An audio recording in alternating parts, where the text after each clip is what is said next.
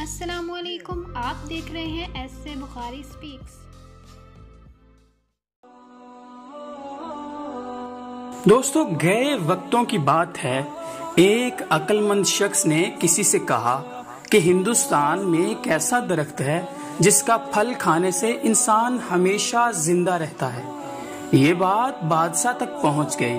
بادشاہ نے اس درخت کا پھل لانے کے لیے ایک شخص کو ہندوستان کی طرف بھیجا۔ یہ شخص ہندوستان میں پہنچ کر جس سے بھی اس درخت سے متعلق پوچھتا، وہ اس کا مذاق اڑانے لگ جاتا۔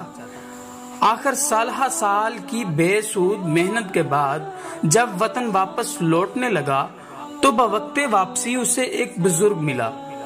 اس نے بزرگ کو سارا ماجرا کہہ سنایا۔ بزرگ نے یہ ماجرا سنا تو ہنس دیا۔ پھر انہوں نے کہا، یہ درخت صرف علم کی نعمت ہے۔ علم سے انسان دائمی زندگی پاتا ہے اور بے علم انسان